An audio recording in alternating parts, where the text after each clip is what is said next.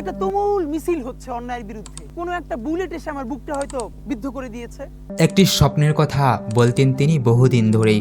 বলতেন অন্যায়ের বিরুদ্ধে তুমুল এক মিছিল, সেই মিছিলের সামনে দাঁড়িয়ে আছেন তিনি। একটি বুলেট এসে বিদ্ধ করেছে তার বুক, আর তিনি হাসতে হাসতে শহীদ হচ্ছেন। কয়েকদিন আগে এই স্বপ্নের কথা বলেছিলেন তরুণ রাজনৈতিক কর্মী শরীফ ওসমান হাদি, কিন্তু কেউ ভাবেনি এই কথা এত দ্রুত বাস্তব হয়ে উঠবে।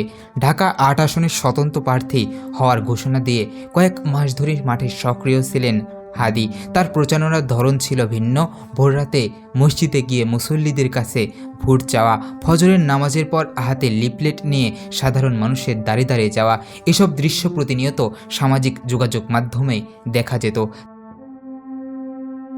এই সক্রিয়তার মধ্যেই হাদি পড়েন একের পর এক হুমকির মুখে। গত নভেম্বর মাসে নিজের ফেসবুক পোস্টে তিনি দাবি করেন দেশি ও বিদেশি অন্তত 30টি নম্বর থেকে তাকে হত্যার হুমকি দেওয়া হয়েছে। হুমকি দেওয়া হয় পরিবারের নারী সদস্যদের লাঞ্ছিত করা এবং বাড়িতে আগুন দেওয়ারও।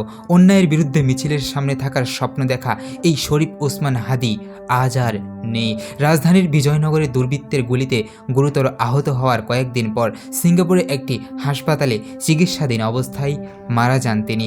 এই মৃত্যু দেশের রাজনীতিতে ছড়িয়ে পড়েছে শোক, ক্ষোভ আর গভীর অনিশ্চয়তার বার্তা। দক্ষিণের জেলা ঝালকাঠির নলছিটি থেকে উঠে আসা হাদি কোনো বড় রাজনৈতিক দলের সঙ্গে সরাসরি সম্পৃক্ততা ছিলেন না।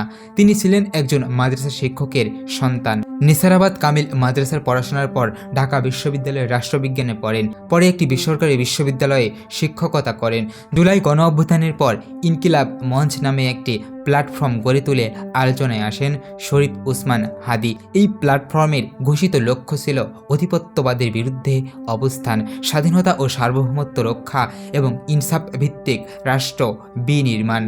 ভারতীয় আধিপত্য বিরোধী বক্তব্য দিয়ে অল্প সময়ের মধ্যেই তিনি একটি বড় সমর্থক গোষ্ঠী তৈরি করেন। প্রথমে মুখপাত্র, পরে আহ্বায়কের দায়িত্ব নেন তিনি। জুলাই গণঅভ্যুত্থানের স্মৃতি ও শহীদ আহতদের স্বীকৃতির দাবিতে শাহবাগের সমাবেশ, রাষ্ট্রপতির পদত্যাগ দাবি, আওয়ামী লীগের কার্যক্রম নিষিদ্ধের আহ্বান, সব কিছুতেই ছিলেন হাদি। এই অবস্থানের কারণে একদিকে যেমন ভক্তরা তার সাহসের প্রশংসা করতেন, অন্যদিকে বক্তব্যের ভাষা, স্লোগান দিয়ে সমালোচনাও কম ছিল না। আওয়ামী লীগের সমর্থকদের কাছে তিনি ছিলেন চক্ষুশূল। তবে সমালোচক সহ সব পক্ষই একমত, মতের অমিল থাকতে পারে, কিন্তু গুলি করে কণ্ঠরোধ কোনোভাবেই গ্রহণযোগ্য নয়। আসন্ন জাতীয় নির্বাচনের প্রকল্প একজন প্রার্থীর এভাবে নিহত হওয়ার প্রশ্ন তুলেছে নিরাপত্তা, মত প্রকাশের স্বাধীনতা এবং রাজনৈতিক সহনশীলতা নিয়ে। ঘটনার দিন 12ই ডিসেম্বর জুমার নামাজের পর গণসংযোগে বের হন তিনি। তখন একটি রিকশায় থাকা অবস্থায় তাকে গুলি করা হয়।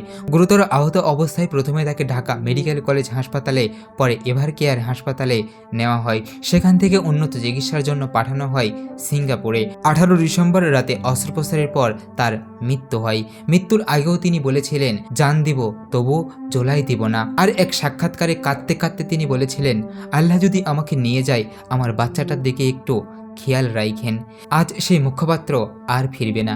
শরীফ ওসমান হাদির হত্যাকারী কি সত্যি বিচারের মুখোমুখি হবে, নাকি হত্যাকাণ্ড হারিয়ে যাবে দীর্ঘ বিচারহীনতার তালিকায়? Desk report, general news.